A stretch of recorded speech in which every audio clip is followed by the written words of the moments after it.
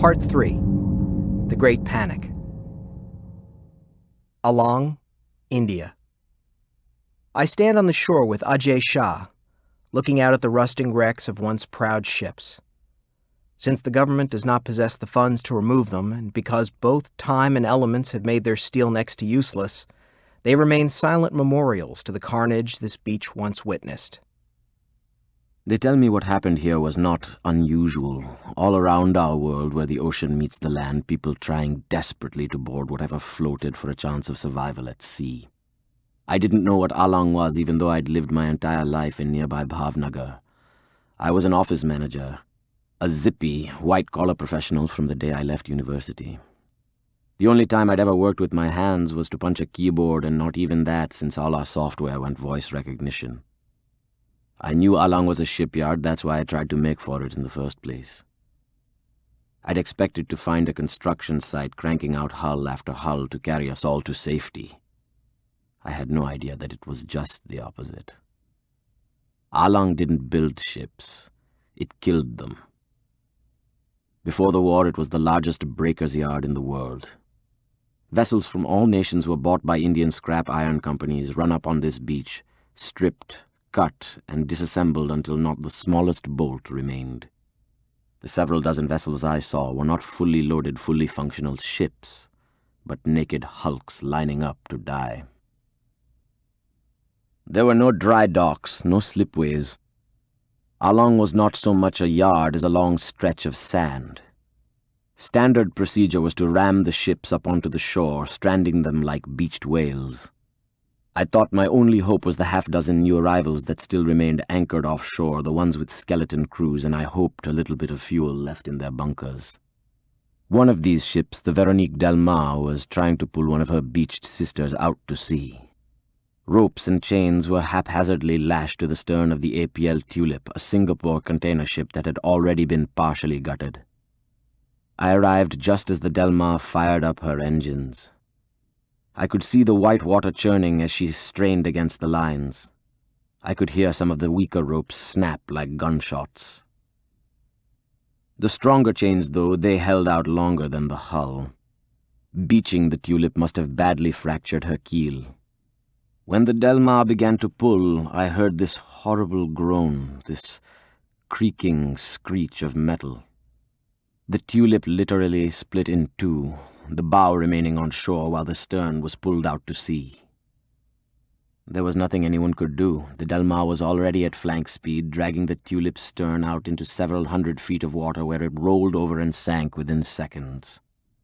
There must have been at least 1,000 people on board, packing every cabin and passageway and square inch of open deck space. Their cries were muffled by the thunder of escaping air. Why didn't the refugees just wait aboard the beach ships, pull up the ladders, and make them inaccessible? You speak with rational hindsight. You weren't there that night. The yard was crammed right up to the shoreline, this mad dash of humanity backlit by inland fires. Hundreds were trying to swim out to the ships. The surf was choked with those who didn't make it. Dozens of little boats were going back and forth, shuttling people from shore to ships. "Give me your money," some of them would say. "Everything you have, or then I'll take you." Money was still worth something? Money or food or anything they considered valuable. I saw one ship's crew that only wanted women, young women.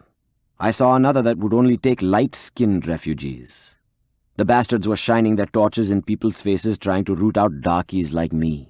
I even saw one captain standing on the deck of his ship's launch, waving a gun and shouting, "No scheduled casts! We won't take untouchables!" Untouchables. Casts. Who the hell still thinks like that? And this is the crazy part, some older people actually got out of the queue. Can you believe that? I'm just highlighting the most extreme negative examples, you understand. For every one profiteer or repulsive psychopath, there were 10 good and decent people whose karma was still untainted. A lot of fishermen and small boat owners who could have simply escaped with their families chose to put themselves in danger by continuing to return to shore.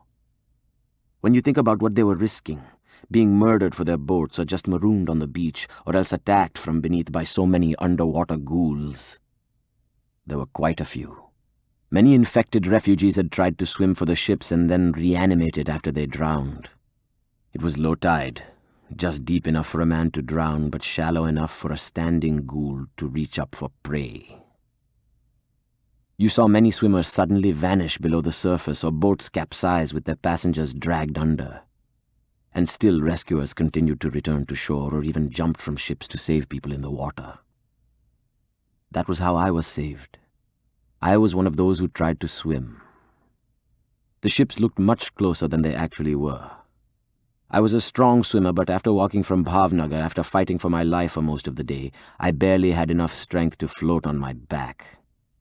By the time I reached my intended salvation, there wasn't enough air in my lungs to call for help. There was no gangway.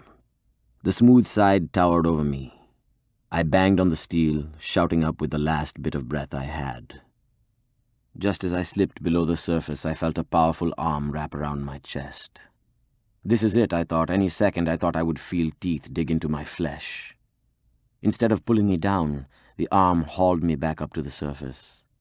I ended up aboard the Sir Wilfrid Grenfell, an ex-Canadian Coast Guard cutter. I tried to talk, to apologize for not having any money, to explain that I could work for my passage, do anything they needed. The crewman just smiled. "Hold on," he said to me. "We're about to get underway." I could feel the deck vibrate, then lurch as we moved. That was the worst part, watching the other ships we passed. Some of the onboard infected refugees had begun to reanimate. Some vessels were floating slaughterhouses, others just burned at anchor. People were leaping into the sea. Many who sank beneath the surface never reappeared.